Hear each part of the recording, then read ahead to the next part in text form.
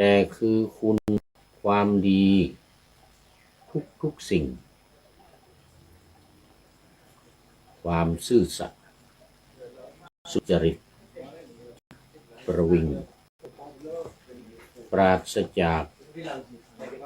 ความกรอกกริ้งเห็นแก่ตัว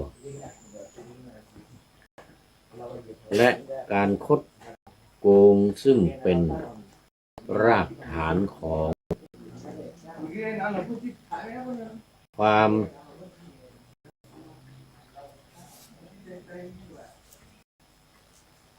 ไว้วางใจหมายปองรักท่วนทูไม่มีอ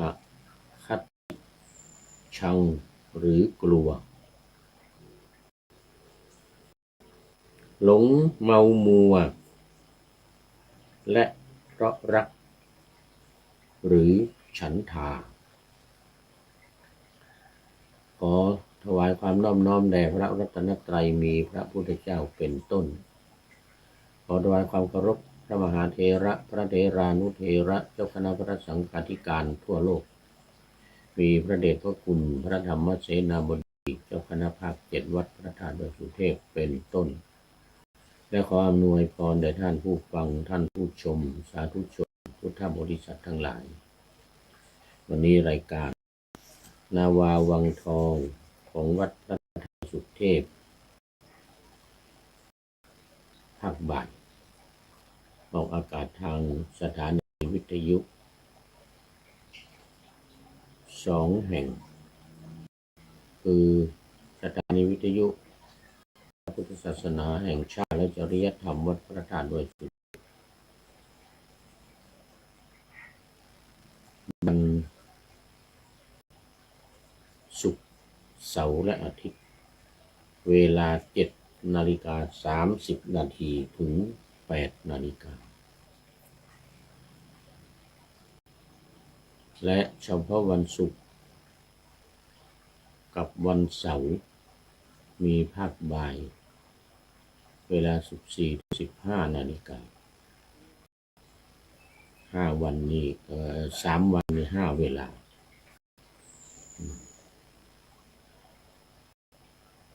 และสถานีวิทยุเพื่อการศึกษาพระพุทธศาสนาและวัฒนธรรมวัดฝายหินตำบลสุเทพอำเภอเมืองจังหวัดเชียงใหม่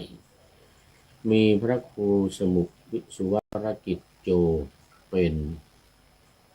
ผู้อำนวยการออกอากาศในวันพุธเวลา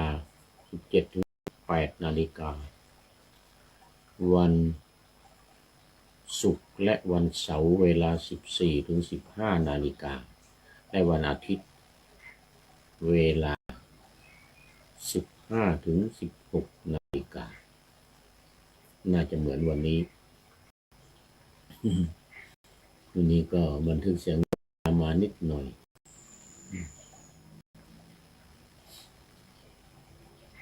ชั่วโมงกว่า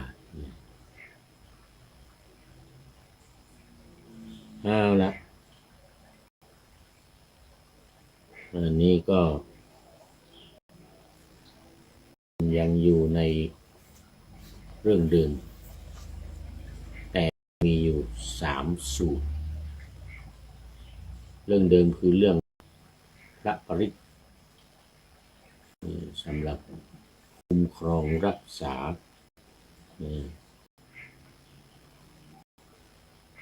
แก้ไขวิบาก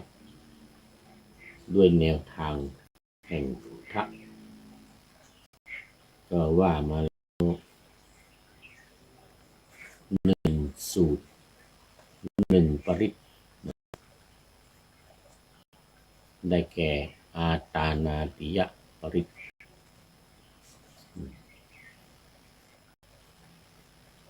วันนี้จะได้พูดถึงสูตรที่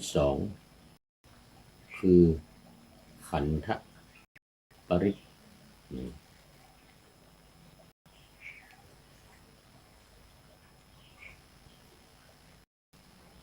สำหรับอันตรายจากสัตว์หรือภัย แห่งงูร้ายในอาณาเขตในที่ทั้งปวงพระฤทธิ์ที่เป็นเครื่องห้ามเครื่องป้องกันอันตรายอันวิเศษพระปริตนั้นก็คือขันธปริตมูลเหตุของขันธปริตนี่ก็มีอยู่ว่ามีภิกษุรูปหนึ่งถูกงูกัดตายมรณภาพอยู่ในป่าภิกษุทั้งหลายก็กราบทูลเรื่องนั้นแด่พระผู้มีพระภาคเจ้าพระองค์ตรัสว่าดูก่อนภิกษุทั้งหลายภิกษุรูปนั้นไม่แผ่เมตตาจิตไปสู่ตระกูลพญางูทั้งสี่เป็นแน่เพราะถ้าภิกษุรูปนั้นแผ่เมตตาจิตไปสู่ตระกูลพญางูทั้งสี่ท่านจะไม่ถูกงูกัดถึงมรณภาพภิกษุทั้งหลายเราอนุญาตให้แผ่เมตตาจิตไปสู่ตระกูลพญางูทั้งสี่เพื่อคุ้มครองตนเพื่อรักษาตนและป้องกันตัวเองตระกูลพญางูทั้งสี่นั้นก็หนึ่งตระกูลพญางูวิรูปักขะสองเอลาปะทะสามฉัพพยาปุตตะและสี่ตระกูลพญางูกันหาโคตมกะที่อย่างนี้ที่เราสวดกันในบทพระปริตรหรือว่าวิรูปักเขหิเมเมตตังเมตตังเอลาปะเทหิเมฉัพพยาปุเตหิเมเมตตังเมตตังกันหาโคตมะเกหิจะอปัตตะเกหิเมเมตตังเมตตังภาษาบาลีนะที่เราสวดกันตอนนี้ขอต้อนรับท่านอาจารย์สมภารรัมมนาแล้วก็คุณโยมวาสนากันทีนี่เดี๋ยวยังอยู่ต้นยังอยู่ต้นกำลังผ่านไปไม่กี่นาทีเป็นอาทิกัลยาณีข้างบนเป็นอาจารย์สมภารรัมมนาเป็นอาทิกัลยาโนคุณโยมวาสนากันทวีเป็นอาทิกัลยาณีเป็นผู้ที่มีความงามในเบื้องต้นได้แก่ศีลแล้วก็คุณโยมวาสนาบอกว่ากราบไหว้สาเจ้าข้ามันนะสาธุสาธุสาธุเจ้าข้ามุทนามุทนาอันนี้ก็จากสันกำแพงหมู่บ้านเอื้ออาทรสันกำแพงจังหวัดเชียงใหม่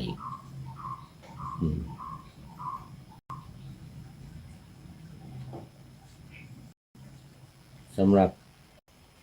ท่านอาจารย์สมภารรัมมนา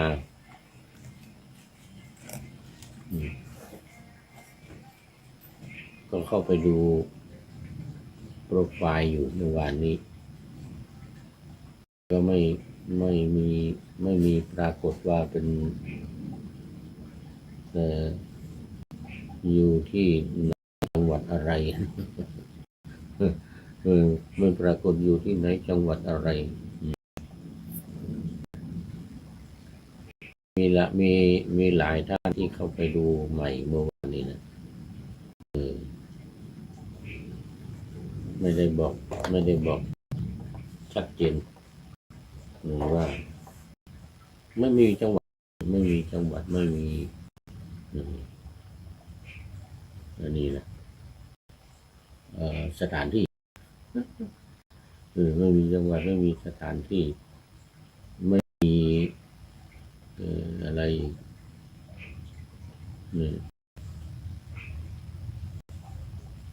ไม่เหมือนอย่างคุณโยมวัฒนากันทวีนี่อันนี้บอกไปเลยว่าหมู่บ้านเอื้ออาทรอำเภอสันกำแพงประกอบว่าเคยได้พบได้เจอตัวที่วัดสันป่าแดงที่วัดสันป่าแดงนะสมัยก่อนเมื่อ2 ปีก่อนไปบรรยายไปนำปฏิบัติอยู่ที่วัดสันป่าแดงท่านอาจารย์พระมหาแก้วก็คือรัตนสุตสุนทร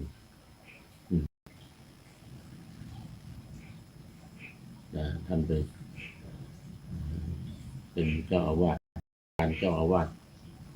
อยู่ที่นั่นอยู่วัดสันป่าคอยแต่บ้านเดิมอยู่ที่นี่ที่สันป่าแดงอยู่ที่สันมหกฟ้าบ้านเดิมอยู่ที่สันมหกฟ้าใกล้ๆกับสันป่าแดง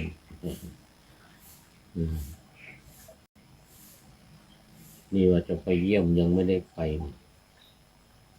จะไปเยี่ยมวัดสันป่าแดงยังไม่ได้ไปตอนนี้กำลังรอวีซ่าอยู่ของประเทศญี่ปุ่นทางประเทศญี่ปุ่นก็นิมนต์มานิมนต์มาที่หลวงพ่อก็อนุญาตละจะได้ไปในก่อนเข้าพรรษานี่มีสักเดือนหน้านี่นะมึงสักเดือนหน้าหรือถ้าไม่ทันก็พรรษา2 พรรษาหลัง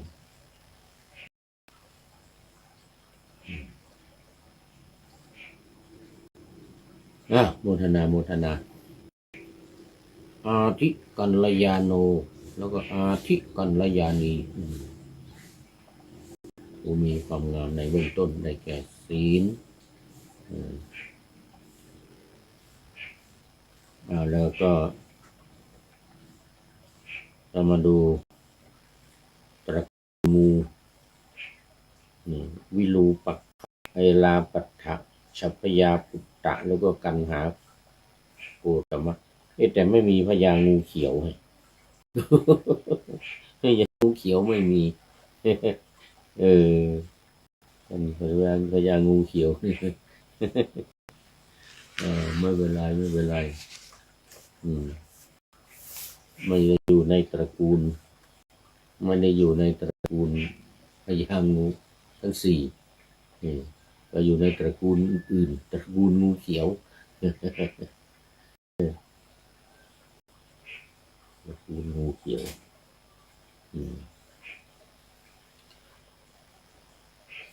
แล้วคราวนี้มาดูวิธีการประกาศบทปริตสำหรับผู้ที่จะประกาศพระปริตนั้นจะต้องเป็นผู้ที่ชำระพระรัตนตรัยให้บริสุทธิ์เสียก่อนคำว่าชำระพระรัตนตรัยให้บริสุทธิ์นี่คือเข้าถึงพระรัตนตรัยพระพุทธพระธรรมพระสงฆ์โดยการเข้าถึงว่าเป็นที่พึ่งเป็นสรณะเป็นที่พึ่งเป็นสรณะอันประเสริฐแล้วก็ไม่มีที่พึ่งอย่างอื่นตามในบาลีว่านัตถิเมสรณังอัญญังที่พึ่งอื่นของข้าพเจ้าไม่มีพุทโธเมสรณังวรังพระพุทธเจ้าเป็นที่พึ่งอันประเสริฐของข้าพเจ้านี่นะพระธรรมพระสงฆ์ก็เหมือนกันนั่นหมายถึงว่าไม่ต้องมีอะไรอย่างอื่นมาเป็น สรณะไม่กระทั่งว่าต้นไม้ภูเขาแม่น้ำหรืออะไรสิ่งศักดิ์สิทธิ์ทั้งหลายนะแล้วก็พระเครื่องที่เอามาห้อยคอเนี่ยนะหลวงปู่นั่นหลวงปู่นี้หรือหลวงพ่อนั่นหลวงพ่อนี้หลวงพ่อบ้านแหลมอะไรอย่างนี้พระรอดอะไรอย่างนี้นะพระรอดลำพูนพระรอดมหาวันลำพูนอย่างนี้ทุกอย่างยกเว้นพระรัตนตรัยเข้าอย่างอื่นไม่เอามาห้อยคอหรือเอามาไว้ในตัวเองนี่เรียกว่าไม่มีที่พึ่งอื่นก็ไม่มีจริงๆเรียกว่าชำระพระรัตนตรัยให้บริสุทธิ์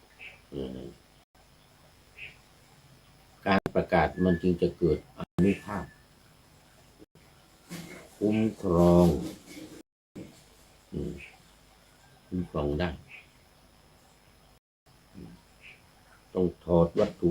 ปลุกเสกทั้งหมดที่สวมใส่หรือที่ยึดถือครอบครองไว้นำออกให้หมดแล้วจึงประกาศพระรัตนตรัยไม่ว่าจะอยู่ในกระเป๋าเสื้ออยู่ในย่ามอยู่ในห้องที่ไหนเอาออกให้หมดเอาไปไว้ที่ต้นโพก็ได้สมัยก่อนนี่ในไม่รู้ว่าในหนังสือเล่มมีพระเดชพระคุณหลวงพ่อบอกว่าให้เอาส่งไปที่สำนักปฏิบัติธรรมป่านาหังส่งไปที่นั่นนะที่นั่นก็ไม่ได้เอามารักษาไว้หรอกเอาไปก็ไปเก็บไว้ที่ต้นโพไว้ที่ต้นโพนู่นวัดป่านาสุขขังถึงเป็นสำนักปฏิบัติของพระเดชพระคุณหลวงพ่อพระเทพญาณวัชระชิโนภาสในปัจจุบันนะถึงได้รับพระราชทานเลื่อนตำแหน่งจากชั้นราชญาณวัชรชิโนภาสเดิมเมื่อสัก 2-3 ปีที่ผ่านมาเนี่ยแล้วเมื่อปี2567อันนี้ปีนี้เนี่ยต้นเดือนที่ผ่านมาเนี่ยเลื่อนเป็นพระเทพเนี่ยเป็นพระราชาคณะชั้นเทพแต่ยังใช้ชื่อเดิมญาณวัชรชิโนภาสวิปัสสนาที่สำนักปฏิบัติธรรมป่านาสุขังนี่แหละสมัยก่อนก็ใครมีเอาออกอย่าเอาไว้กับตัวอย่าเอาไว้ในห้องอย่าเอาไว้ในย่ามถ้าเป็นพระเนี่ยเอาไว้ในย่ามก็ไม่ได้เอาไว้กับตัวก็ไม่ในห้องก็ไม่ได้คือไม่ให้มีเลย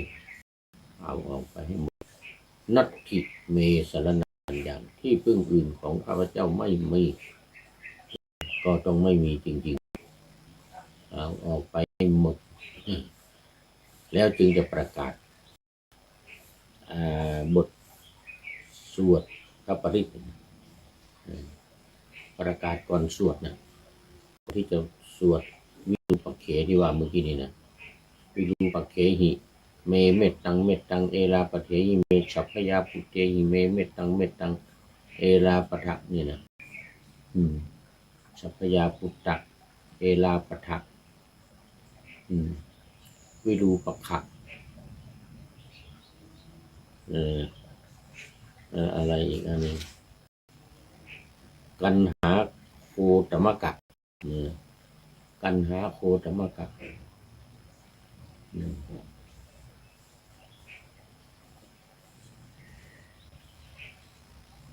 จึงจะมีอานุภาพจึงจะเกิดอานุภาพเนี่ยเมื่อเข้าถึงหรือชำระพระไตรปิฎกขอไป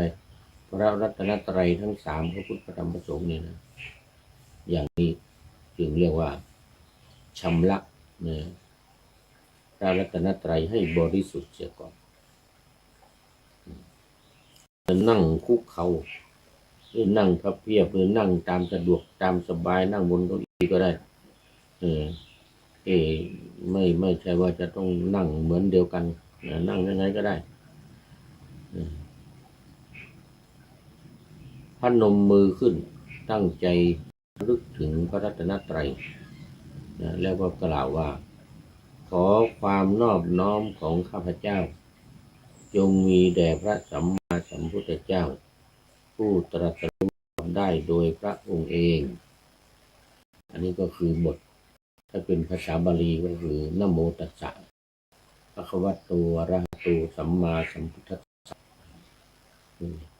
จะไม่ว่าเป็นภาษาไทยก็ว่าเป็นภาษาบาลีก็ได้สามรอบนะโมตัสสะภะคะวะโตอะระหะโตสัมมาสัมพุทธัสสะหรือว่าถอยหลังมาก็ได้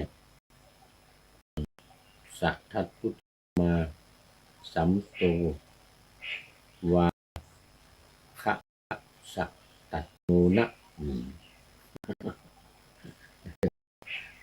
พูดอย่างนี้แหละเราวาดถอยมา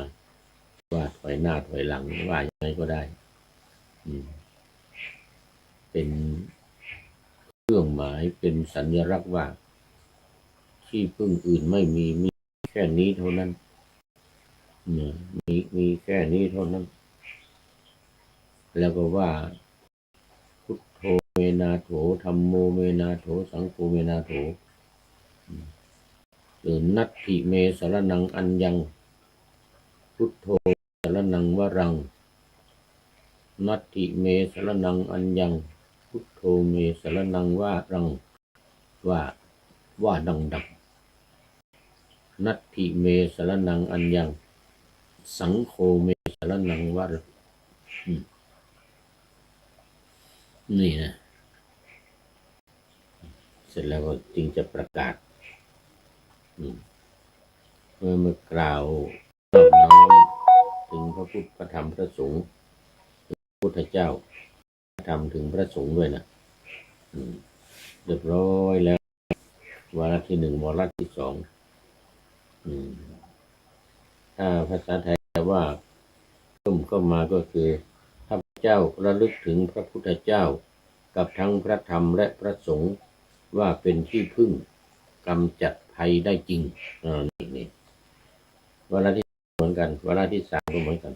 ข้าพเจ้าระลึกถึงพระพุทธเจ้าทั้งพระธรรมและพระสงฆ์ว่าเป็นที่พึ่งกำจัดภัยได้จริงวาระที่สามข้าพเจ้าระลึกถึงพระพุทธเจ้าทั้งพระธรรมและพระสงฆ์ว่าเป็นที่พึ่งกำจัดภัยได้จริงตัวนี้ต้องท่องให้จำก่อนนะท่องให้จำทั้งหมดเนี่ยตั้งแต่ขอความนอบน้อมของข้าพเจ้าจงมีแด่พระสัมมาสัมพุทธเจ้าคำแปลนะคำแปลของนะโมตัสสะคำแปลของนะโมตัสสะหรือเอาอย่างใดอย่างหนึ่งเอาแต่นะโมตัสสะภะคะวะโตอะระหะโตสัมมาสัมพุทธัสสะสัทธัสพุทธสัมมาสัมโตวาคะภะสตัตโมนะอย่างนี้ก็ได้หรือเอาเฉพาะภาษาไทยนี่ขอนอบน้อมแด่พระผู้มีพระภาคเจ้า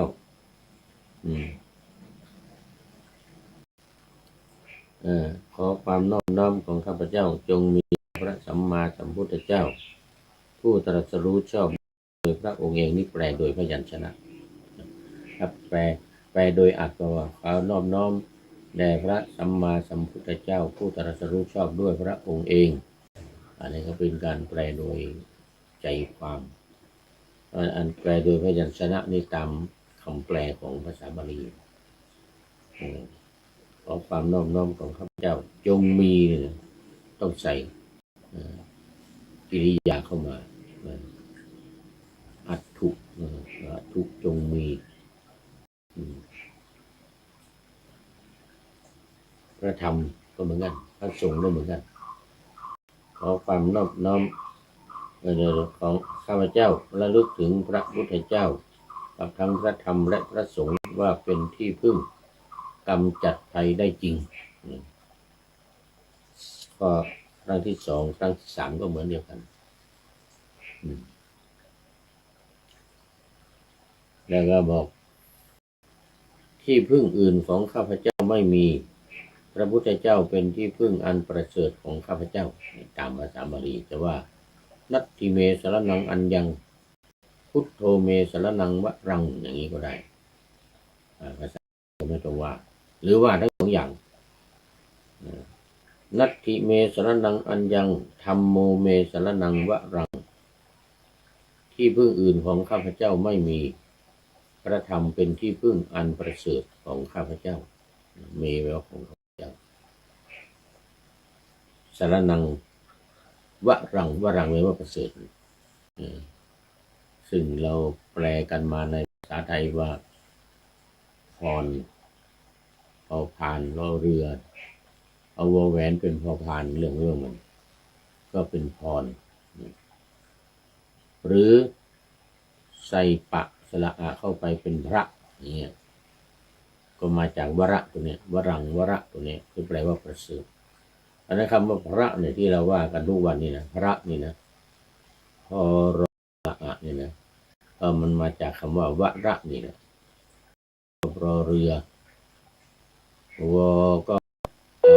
เป็นพอพานก็เรียกแปลงวอเป็นพอก็เหลือแต่พอกับรอในภาษาไทยก็ใส่สระอะเข้าไปก็เป็นพระออกเสียงเป็นพระก็คือตัวเดียวกันพรตัวนี้แหละหรือวระตัวนี้แหละแปลว่าประเสริฐพุทโธสังโฆเมสรนังวรังสงฆ์เป็นที่พึ่งอันประเสริฐ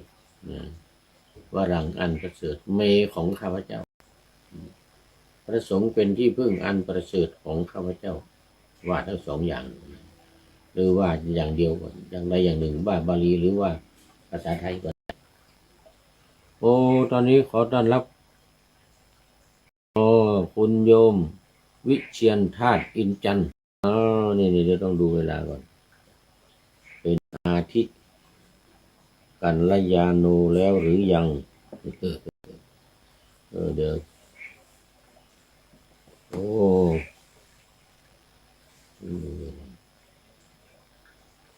เป็นมัชเชกัลยาโนแล้ววิเชียรธาตุอินจันทร์จากบ้านป่าไผ่อำเภอดอยสะเก็ดจังหวัดเชียงใหม่เป็นมัชเชกัลยาโนผู้มีความงามในท่ามกลางได้แก่สมาธิได้แก่สมาธิสาธุครับโอ้สาธุสาธุ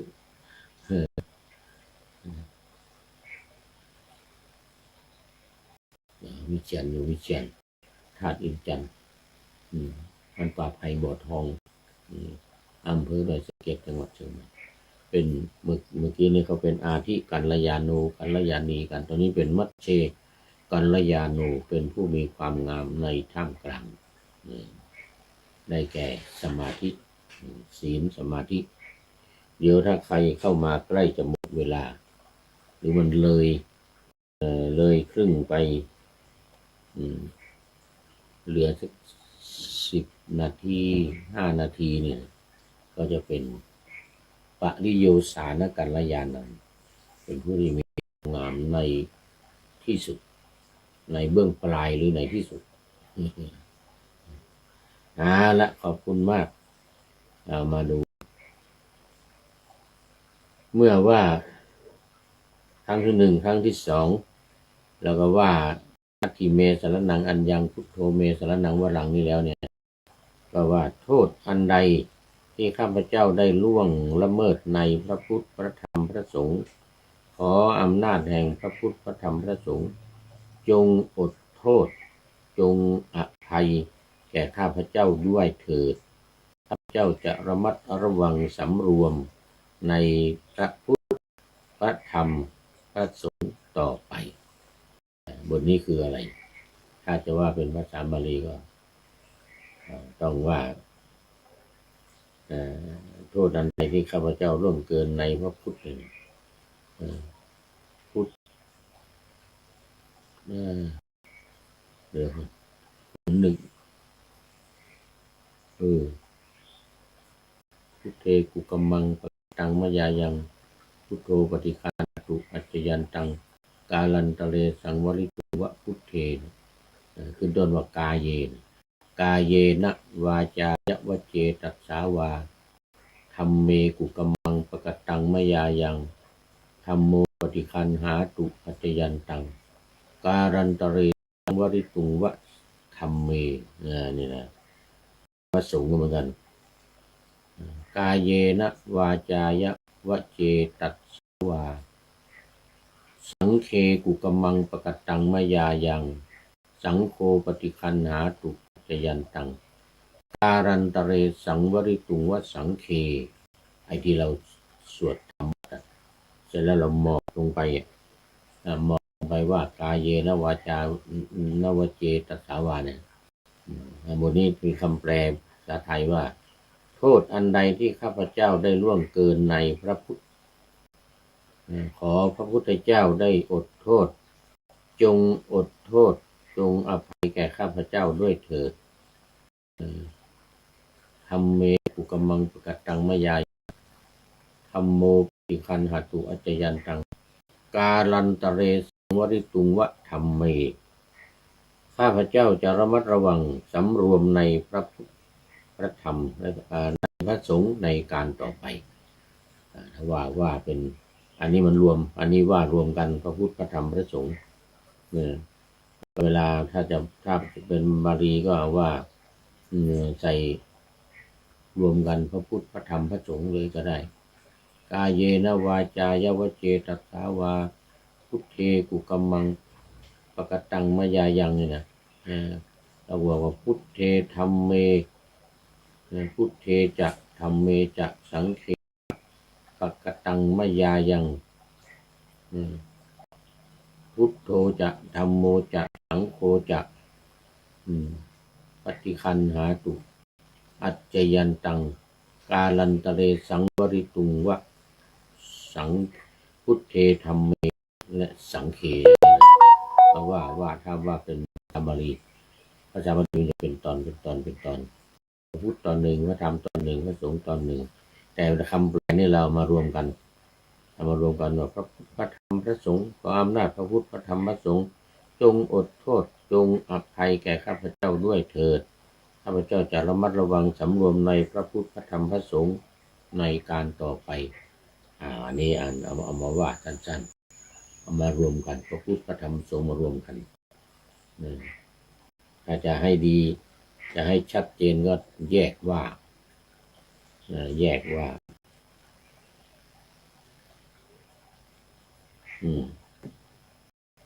ต้องแยกกันว่านี่เป็นการกล่าวก่อนที่จะสวดอธิษฐานบทก่อนที่จะประกาศบทพระปริตนะต้องว่าตามนี้ก่อนแล้วต้องท่องให้จำหมดโทษอันใดที่ข้าพเจ้าล่วงเกินในพระพุทธขอพระพุทธเจ้าจงอดโทษนั้นข้าพเจ้าจะสำรวมระวังในการต่อไปนี่นะกาเยนะมาอีกกาเยนะวาจายะพุทธเจตัสสา กาเยนะวาจายาวเจตนะสังเคกุกมธรรมเมกุกมังปกตังมยายังธัมโมปฏิคันหาปัจจยันตังการันตเรสังวริตุงวะธัมเมแต่ในพระสงฆ์อีกก็เหมือนเดียวกันกาเยนะวาจายะอุทจายะกาเยนะวาจายวเจตัดตัดสาวาสังเคกุกมังปกตังมยายังสังโฆปฏิคันหาตุปัจจยันตังการันตเรสังวริตุงวะสังเคอันนี้ก็แปลว่าโทษอันใดที่ข้าพเจ้าล่วงละเมิดพระสงฆ์ขอพระสงฆ์จงอดโทษอภัยแก่ข้าพเจ้าด้วยเถิด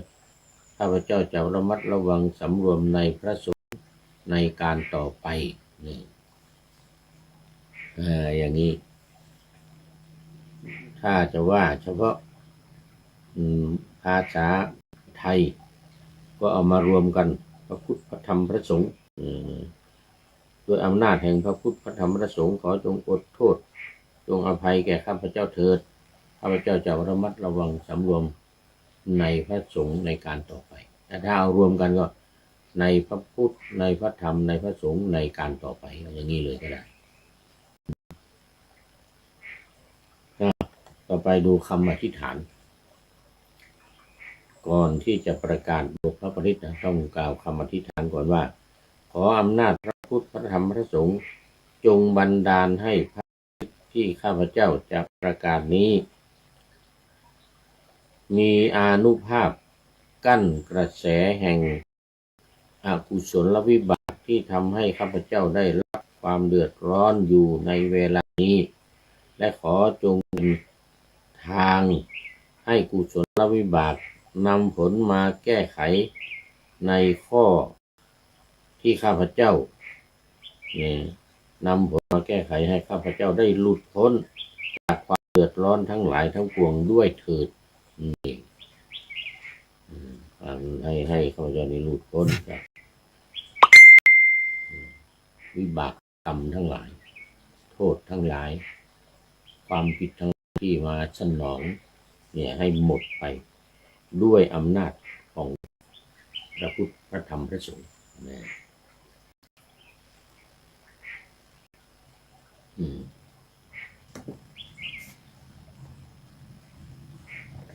อำนาจของพระพุทธพระธรรมพระสงฆ์ต่อไปจะเป็นบทพระปริตเดี๋ยวก่อนอันนี้เป็นวิธีการเราจะเริ่มบทอันนี้หมดละการอธิษฐานการประกาศการอธิษฐานการประกาศโดยไม่ต้องว่าภาษาบาลีถ้าจะว่าภาษาบาลีก็อย่างที่ว่าเมื่อกี้นี้ขออำนาจคุณพระพุทธจงบันดาลให้พระปริตที่ข้าพเจ้าจะประกาศนี้มีอานุภาพกั้นกระแสแห่งอกุศลวิบากที่ทำให้ข้าพเจ้าได้รับความเดือดร้อนอยู่ในเวลานี้และจงเปิดทางให้กุศลวิบากนำผลมาแก้ไขให้ข้าพเจ้าหลุดพ้นจากความเดือดร้อนทั้งหลายทั้งปวงด้วยเถิดที่มีความทุกข์ยากลำบากอยู่ก็สวดหรือว่าเป็นภาษาไทยอย่างที่เป็นภาษาบาลีก็มีภาษาบาลีจะว่าภาษาบาลีด้วยก็ได้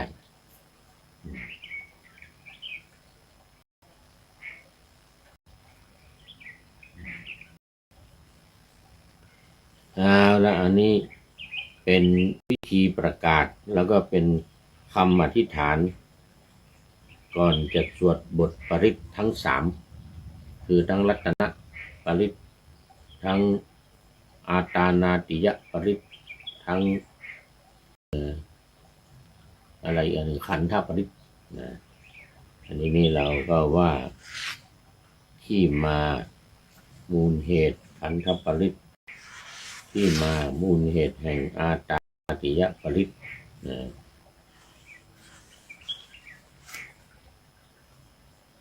อันนี้บทสวดประกาศบ้างบทสวดประกาศบทรัตนปริตก่อนทีนี้เราว่าวิธีการเราว่าวิธีการแล้วในบทรัตนปริตก็ว่าเป็นภาษาไทยไปเลยว่าชาวทิพย์ทั้งหลายเหล่าใดสถิตอยู่ในพื้นดินหรือเหล่าใดสถิตอยู่ในอากาศซึ่งรวมกันในที่แห่งนี้ขอชาวทิพย์ทั้งหลายจงทำใจเบิกบานรับถ้อยคำที่พระพุทธเจ้าตรัสโดยเคารพเถิดนะคำว่าชาวทิพย์นี่หมายถึงหมู่ที่ละโลกนี้ไปนะไม่ว่าจะเป็นเทวดาเป็นอินทร์เป็นพรหมหรือไปเป็นเปรตอสุรกายหรือสัตว์นรกอะไรก็ตามก็เรียกว่าเป็นชาวทิพย์หมดก็อะไรเพราะว่าเกิดไม่ได้เกิดจากคันไม่ได้เกิดจากไข่เกิดในเท่าไข่นี่นะแต่เกิดโดยเป็นโอปปาติคือเกิดผุดขึ้นเลยปุ๊บปั๊บเกิดผุดขึ้นเลยนั้นการที่จะให้ไปออกไปที่อื่นจะยากชาวทิพย์ทั้งหลายเหล่าใดสถิตอยู่ภาคพื้นดินคือภูมิเทวดาเทวดาที่อยู่ภาคพื้นดินหรือเหล่าใดสถิตอยู่ในอากาศเทวดาซึ่งรวมกันในที่แห่งนี้ขอชาวทิพย์ทั้งหลายจงทำใจให้เบิกบานและรับถ้อยคำที่พระพุทธเจ้าตรัสโดยเคร่งครัดเพราะฉะนั้นชาวทิพย์ทั้งหมดตั้งใจฟังจงมีเมตตาจิตในหมู่มนุษย์อันนี้เริ่มจากการสวดบทต่างๆตอนนี้เริ่มว่าทรัพย์เครื่องปลื้มใจอย่างใดอย่างหนึ่งในโลกนี้หรือในโลกอื่นหรือรัตนะอันประเสริฐในสวรรค์ทรัพย์เครื่องปลื้มใจและรัตนะอันนั้นที่จะเสมอด้วยพระรัตนตรัยไม่มีข้อนี้เป็นรัตนะอันประณีตในพระพุทธเจ้าด้วยสัจจะวาจานี้ขอความปลอดภัยจากสิ่งชั่วร้ายจงมีแก่ข้าพเจ้าอันนี้เป็นพระพุทธนะส่วนพระธรรมพระสงฆ์ก็เหมือนเดียวกันก็ดูสากยมุนีผู้มีหฤทัยตั้งมั่นทรงบรรลุธรรมใดอันสิ้นกิเลสปราศจากราคะเป็นอมตะธรรมประณีตสิ่งใดๆที่เสมอด้วยพระธรรมนั้นไม่มีข้อนี้เป็นรัตนะอันประณีตในพระธรรมด้วยสัจจวาจานี้ขอความปลอดภัยจากสิ่งชั่วร้ายจงมีแก่ข้าพเจ้านี่ก็เป็นขั้นตอนที่ผ่านไปต่อไปจะเป็นขั้นตอนต่อไปพระพุทธเจ้าจึงเป็นพระพุทธพระพุทธอยู่พระพุทธเจ้าผู้ประเสริฐสุดทรงสรรเสริญสมาธิอันใดว่าเป็นพระธรรมอันสะอาดปราศจากนักปราชญ์ทั้งหลายกล่าวเสมาธิอันใดว่าให้ผลโดยลำดับสมาธิอื่นที่เสมอด้วยสมาธิอันย่อมไม่มีข้อนี้เป็นรัตนะอันประณีตในพระธรรมด้วยสัจจวาจานี้ขอความปลอดภัยจากสิ่งชั่วร้ายจงมีแก่ข้าพเจ้าเถิดอันนี้ก็เป็นบทที่2ต่อไปบทที่3พระสาวกของพระสุคตเจ้าผู้เป็นอริยบุคคล8จำพวกแบ่งเป็น4คู่อันสัตบุรุษทั้งหลายสรรเสริญแล้วท่านเหล่านั้นผู้ควรแก่ทักษิณานุปทานของท่านทั้งหลายที่เขาถวายในอริยบุคคลเหล่านั้นย่อมมีผลมากย่อมมีผลมาก ข้อนี้เป็นรัตนะอันประณีตเป็นรัตนะอันประณีตในพระสงฆ์ด้วยสัจจวาจานี้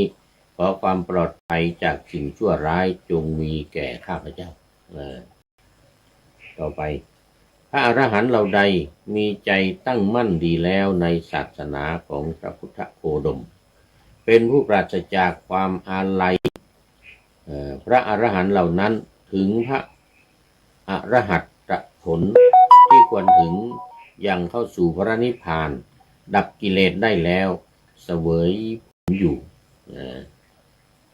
เดี๋ยวต้องดู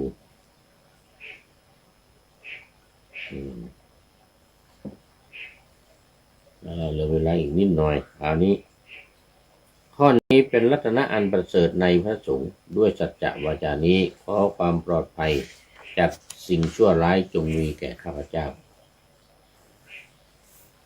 ต่อไปเสาหลักใหญ่ที่ฝังดินดีแล้วไม่หวั่นไหวด้วยพายุจากสี่ทิศฉันใดบุคคลเหล่าใดได้เห็นอริยสัจสี่พระตถาคตเตรียมเรียกผู้นั้นว่าเป็นสัตบุรุษผู้ไม่งอนแง่นคลอนแคลนไม่หวั่นไหวด้วยโลกธรรมทั้งหลายข้อนี้เป็นรัตนะอันประเสริฐของพระสงฆ์ด้วยสัจจวาจานี้ขอความปลอดภัยจากสิ่งชั่วร้ายจงมีแก่ข้าพเจ้าความปลอดภัยนะขอความปลอดภัยจงมีแก่ข้าพเจ้า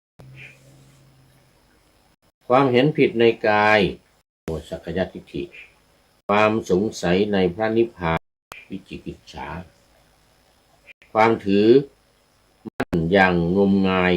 เรียกศีลปปรมาสสอย่างใดอย่างหนึ่งมีอยู่สังโยชน์ธรรมเหล่านั้นย่อมเป็นอันพระโสดาบันและละได้แล้วพร้อมทั้งปัญญาอันเห็นจริงแล้วด้วยดีอันหนึ่งพระโสดาบันเหล่านั้นย่อม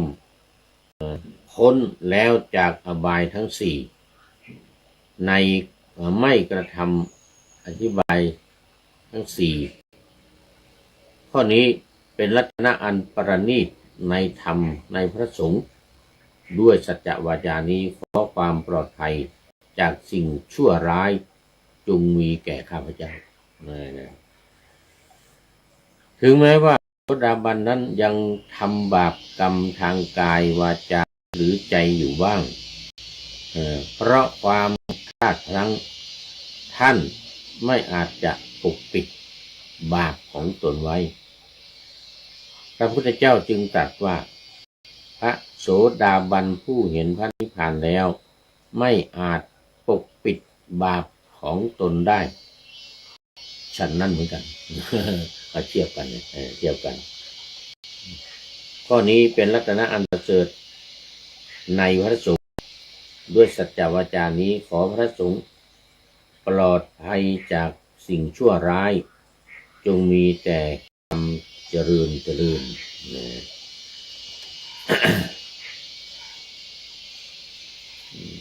อะไรมีแต่ความเจริญ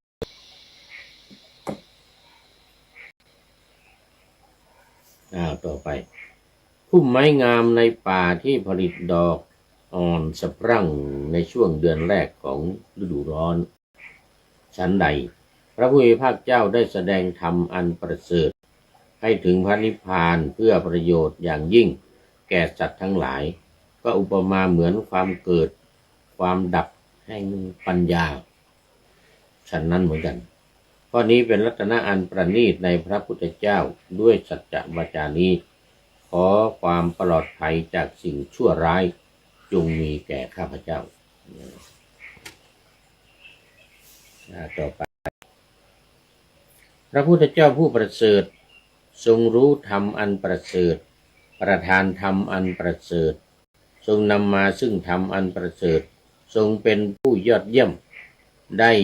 ทรงแสดงธรรมอันเป็นเหตุให้ประเสริฐแล้วดังนี้แหละตอนนี้ต้องขอพักเพราะว่าหมดเวลา หมดเวลา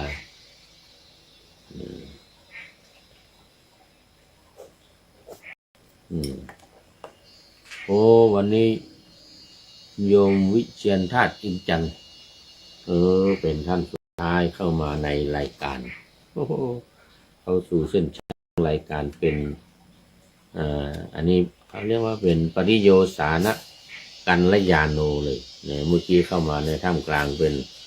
ปริโยสานะกัลยาณีอันนี้เป็นปริโยสานะกัลยาโนมีความงามในที่สุด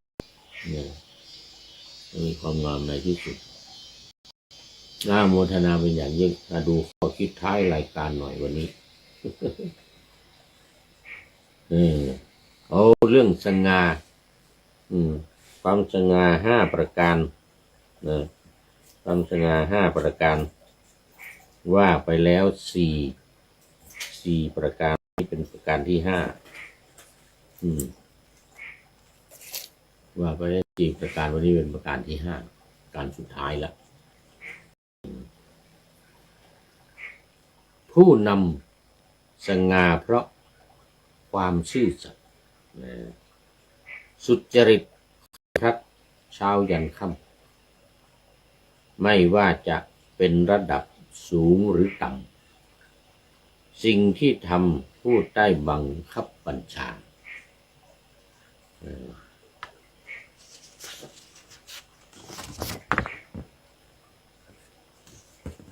และประชาชนเกิดความเคารพคือสิ่งที่ทำสิ่งใดนะจะมีประชาชนแสดงความเคารพศรัทธานบน้อมบูชาและเข้าหากราบไหว้อ่อนค้อมน้อมวันทา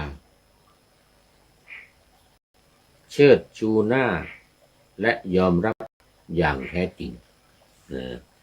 ไม่ใช่เพียงแต่อำนาจแค่อำนาจและหน้าที่แต่คือคุณความดีทุกสิ่งความซื่อสัตย์สุจริตจิตจริงปราศจากความกลอกกลิ้งเห็นแก่ตัวและการคดโกงซึ่งเป็นรากฐานของความไว้วางใจหมายปองรักท่วนทั่วไม่มีอคติชังหรือกลัวหลงเมามัวและเพราะรักหรือฉันทานี่ก็คือฉันทาคติไม่มีอคติทั้ง4 อย่างฉันทาคติลำเอียงเพราะความรักโทสาคติความลำเอียงเพราะความชังโมหาคติลำเอียงเพราะความหลงพยาคติลำเอียงเพราะความกลัวเหล่านี้จะไม่มีในข้อที่5วันนี้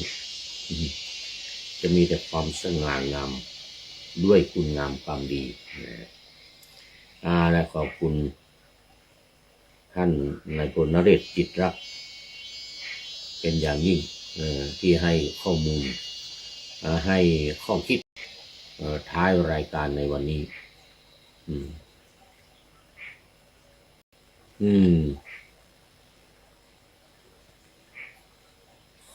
ทำนาวาวังท้องไปก่อนแล้วจะย้อนมาใหม่ในวันหน้าคือวันพุธศุกร์เสาร์อาทิตย์ตามตารางเวลาที่วางอยู่ข้างในเป็นธรรมะจากพระราชวังเป็นนาวาโด่งดังสว่างไสวเป็นทองคำล้ำค่ากว่าสิ่งใดชุบชีวิตจิตใจให้ใสงามขอเชิญท่านทั้งหลายนำไปท่องตามคุณของพระรัตน3พุทโธเมนาโถธัมโมตาม สังโฆเมนาโถยามภาวนาว่า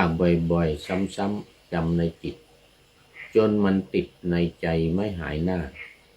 นอนนั่งยืนเดินจำทุกเวลา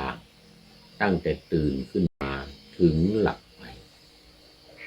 ขอทุกท่านได้ผลจากปฏิบัติได้ความทุกข์พบสุขใสพลันปลอดโปร่งโล่งสบายทั้งกายใจอยู่ที่ใดใจสงบพบนิพพานขอเจริญพร